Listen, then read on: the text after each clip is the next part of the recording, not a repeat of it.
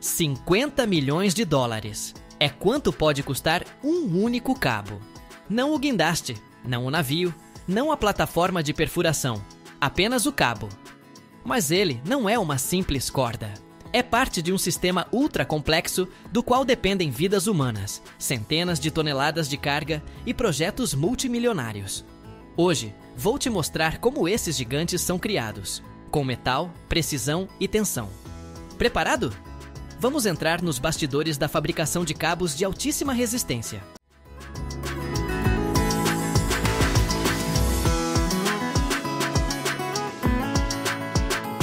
Eles são usados em guindastes marítimos para içar módulos em plataformas de petróleo, na mineração para instalar turbinas eólicas em alto mar, na construção de pontes e arranha-céus. O material principal com o qual se fabricam os cabos super resistentes é o aço carbono de alta liga. Mas não um aço qualquer, e sim um modificado, aprimorado com ligas. Na composição, adicionam-se cromo, níquel, às vezes molibdênio.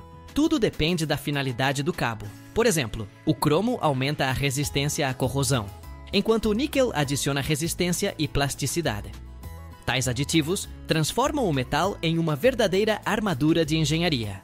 Ele é capaz de suportar cargas extremas, mudanças de temperatura, umidade do mar e até o envelhecimento mecânico.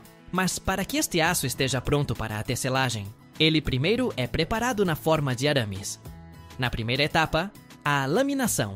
As peças de aço são passadas por rolos, diminuindo gradualmente seu diâmetro até o tamanho exato. Depois, chega a hora da têmpera térmica.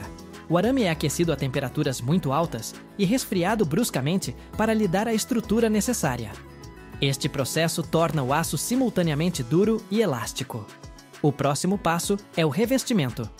Ele é escolhido dependendo das condições de operação.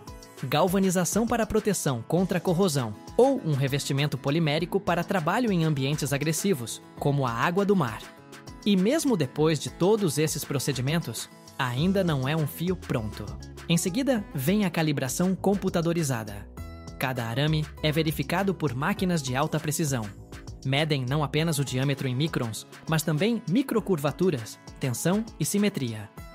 Imagine que até um desvio de 1/100º de milímetro pode ser crítico, porque depois milhares de tais fios se unirão em um único cabo. Um único segmento fraco se torna um ponto potencial de ruptura. E se o cabo se romper sob carga, isso significa não apenas uma falha, mas prejuízos milionários, a paralisação de um projeto ou até mesmo uma ameaça à vida das pessoas.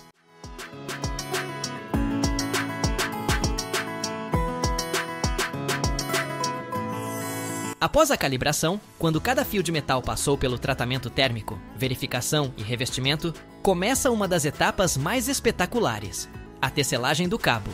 E não é simplesmente torcer os fios juntos. É um sistema matematicamente calculado de tensão, ângulo e interação de centenas de elementos. A base de cada cabo é a alma.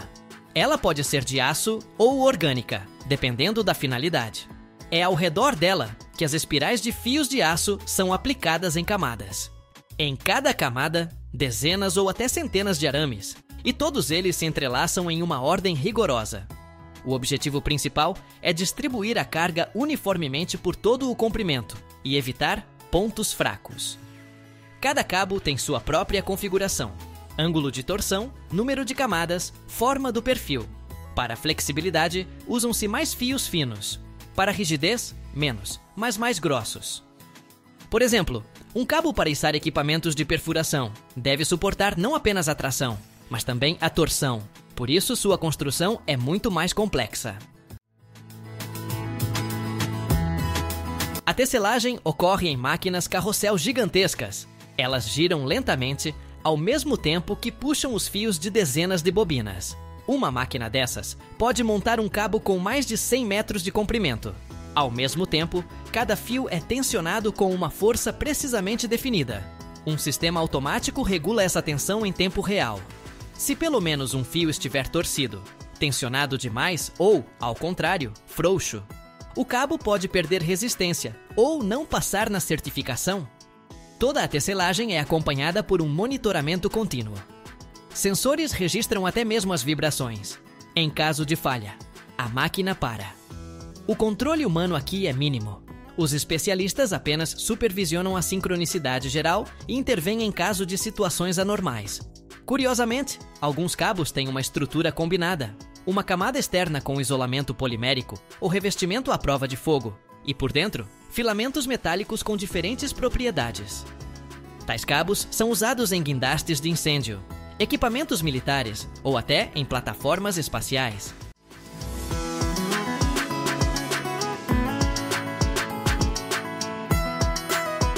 Quando a tecelagem está concluída, o cabo ainda não é considerado pronto para o trabalho. Pela frente, uma das etapas mais cruciais: testes e certificação. Aqui se descobre o principal: ele suportará aquilo para o qual foi criado, ou não. O primeiro tipo de verificação é o teste de ruptura. O cabo é fixado entre duas garras hidráulicas gigantes e, em seguida, começam a puxá-lo lentamente com uma força incrível. Não se trata de toneladas, mas de centenas de toneladas de carga, que aumentam gradualmente. O objetivo é determinar o limite máximo de resistência. Idealmente, o cabo deve suportar uma força 3 ou 5 vezes maior do que a que terá que carregar em condições reais. Mas apenas suportar a carga não é suficiente. É necessário também um teste de fadiga. O cabo é tensionado e afrouxado repetidamente, imitando os ciclos de trabalho reais, por exemplo, em um guindaste de construção ou em uma plataforma de perfuração. Ao longo de centenas desses ciclos, estuda-se se aparecerão microfissuras, deformações ou mudanças na estrutura. Separadamente, são realizados testes de torção. O cabo é fixado e submetido à rotação. Isso é importante para modelos que trabalham em suspensões ou onde o vetor de força muda constantemente. Se o cabo se desenrolar, se desgastar ou quebrar por dentro, é um defeito. Outra etapa criticamente importante são os testes ambientais.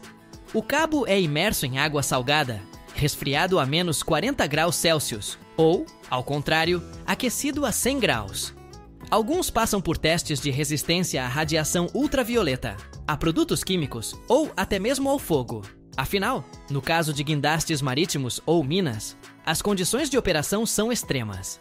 E depois de tudo, apenas alguns cabos recebem certificados de nível internacional. Por exemplo, o Lloyd's Register ou o DNVGL. Esses documentos atestam que o cabo pode ser usado na construção naval, em torres de petróleo ou na indústria de defesa. Cada cabo possui um número de série individual, vinculado aos protocolos de teste. Em alguns casos, até indicam a linhagem, ou seja, de qual siderúrgica específica veio o aço de cada fio. Quando o cabo passa em todos os testes, ele é enrolado em bobinas enormes, de 20, 50 ou até 100 metros, e transportado em plataformas especiais. Uma bobina dessas pesa várias toneladas. No local, o cabo é montado com precisão milimétrica, com o auxílio de guindastes hidráulicos, sistemas de alinhamento e especialistas que monitoram cada passo. Somente após a verificação final, o cabo é colocado em operação e começa a trabalhar onde não se pode errar.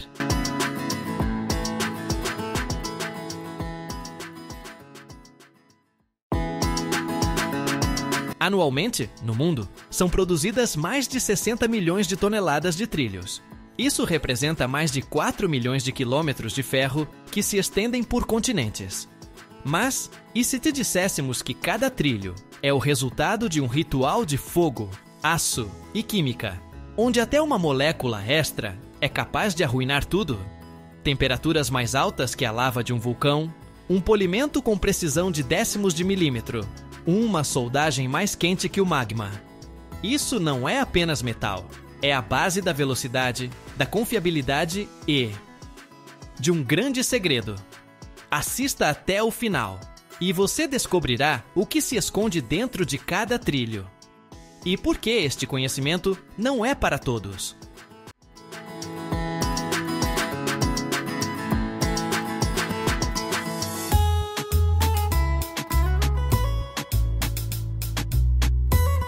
Primeiro, é preciso fazer a mistura de aço. Para o forno, são enviados sucata, minério de ferro, coque e calcário. a matéria-prima que se transformará no futuro trilho. A temperatura no alto forno ultrapassa os 1500 graus. Sob esse calor infernal, o metal se torna líquido, adquirindo a cor do sol incandescente. Os operadores monitoram atentamente a composição, pois até 0,1% a mais de carbono pode tornar o trilho quebradiço ou macio demais. Após a fusão, o aço incandescente é despejado em moldes, coquilhas metálicas que formam blocos retangulares, chamados de lingotes ou placas. Eles ainda não se parecem com um trilho. São apenas barras com vários metros de comprimento e mais de 30 centímetros de largura. Após o vazamento, cada peça esfria, mas não completamente. Ela é mantida aquecida para reduzir o estresse durante a laminação.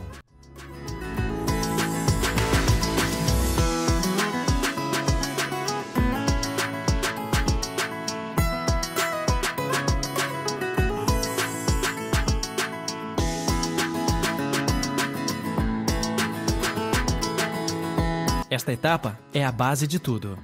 Se o aço for de má qualidade, nem mesmo uma laminação perfeita salvará a situação. Por isso, o controle aqui é quase um ritual. Químicos verificam a composição. Metalúrgicos controlam a temperatura. Sensores automáticos registram a uniformidade do resfriamento. E somente quando tudo bate até o último parâmetro, a peça é enviada adiante para a fornalha ardente da oficina de laminação. Na oficina de laminação, as barras maciças, com até 20 metros de comprimento, são aquecidas em fornos a uma temperatura superior a 1200 graus Celsius.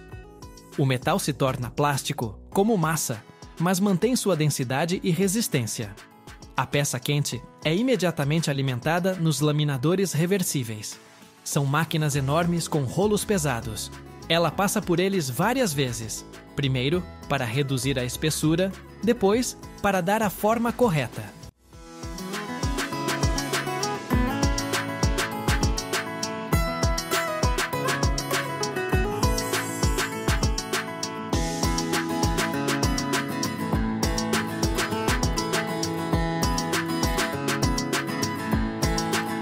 Cada passagem é uma compressão e um estiramento do metal, que gradualmente se transforma de uma barra comum, no futuro trilho, com um perfil transversal complexo, com boleto, alma e patim.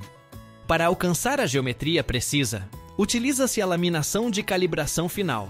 É como o polimento final da forma. As tolerâncias nesta fase não excedem 0,3 de milímetro. Logo após a laminação, os trilhos, ainda quentes, passam pelo processo de resfriamento. São soprados uniformemente com ar, ou deixados para esfriar ao ar livre. É importante que o resfriamento seja simétrico. Caso contrário, o metal pode empenar. Para garantir uma viagem suave e sem solavancos em alta velocidade, os trilhos individuais são soldados em longas seções, até 400 metros sem uma única junta. O método principal é a soldagem aluminotérmica.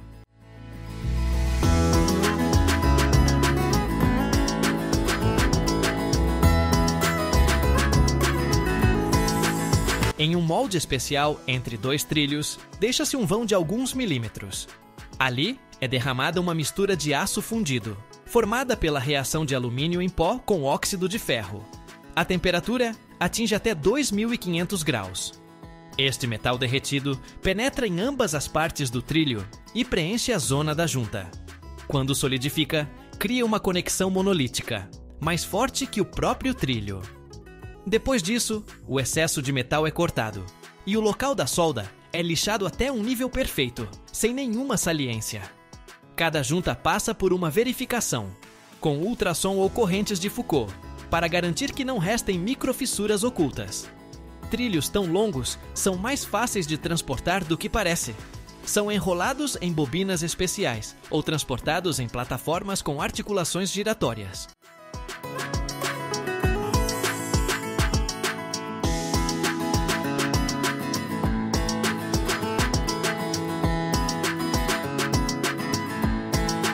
E já no local da construção, as seções são unidas novamente, desta vez por soldagem ou com o uso de juntas aparafusadas especiais. O resultado: um fio de trilho que se estende por quilômetros, sem o famoso clique-claque. O mesmo deslizar silencioso que nos acostumamos a ter como garantido nos trens de alta velocidade. Mas primeiro, após a laminação e a soldagem, os trilhos ainda estão vivos. Tensões permanecem dentro do metal e a estrutura do grão precisa de estabilização. Aqui entra em jogo o tratamento térmico, que confere ao trilho resistência, durabilidade e longevidade. E parece quase uma sessão de spa metalúrgico. O trilho é rapidamente aquecido a altas temperaturas, cerca de 1000 graus. Isso é feito em fornos com dezenas de metros de comprimento, onde a temperatura é controlada com precisão de 1 grau. Com isso, a estrutura cristalina do aço passa para um novo estado, austenítico. Mas o principal começa depois.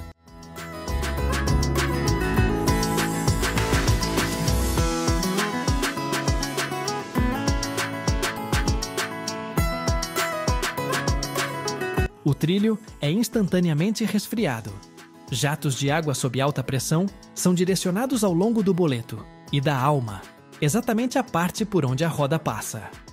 A temperatura cai vertiginosamente e na estrutura do metal se forma a martensita, uma fase extremamente dura e resistente ao desgaste. Mas para evitar a fragilidade, o trilho é novamente aquecido e resfriado lentamente. Isso equilibra a estrutura, alivia as tensões internas excessivas e garante que o trilho suporte tanto o gelo quanto o calor, e milhares de trens por dia. No final, o metal mantém sua forma e suporta uma pressão de dezenas de toneladas sem se deformar. Antes que o trilho parta para a via, ele passa por uma série de testes rigorosos, como se quisesse se alistar no exército dos transportes de alta velocidade. Em laboratórios especiais, ele é testado quanto à resistência, dureza, geometria e defeitos internos.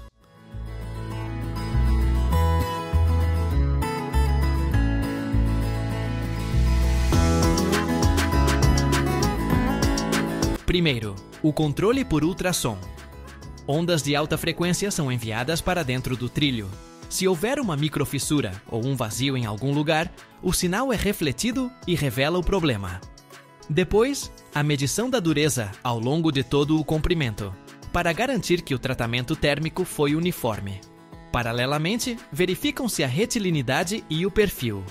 Sensores a laser escaneiam cada centímetro, detectando até mesmo pequenas curvaturas que podem causar vibração ou desgaste.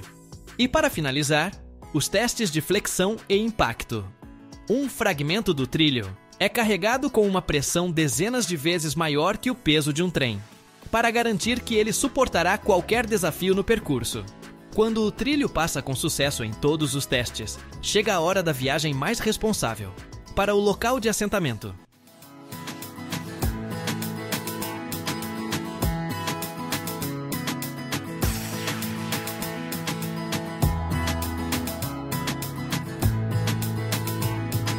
Mas como transportar tiras de metal gigantes com mais de 90 metros de comprimento?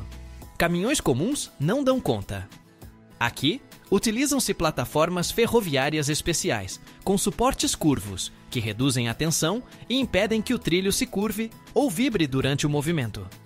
Às vezes, os trilhos são transportados já soldados em seções ainda mais longas, de 400 a 600 metros.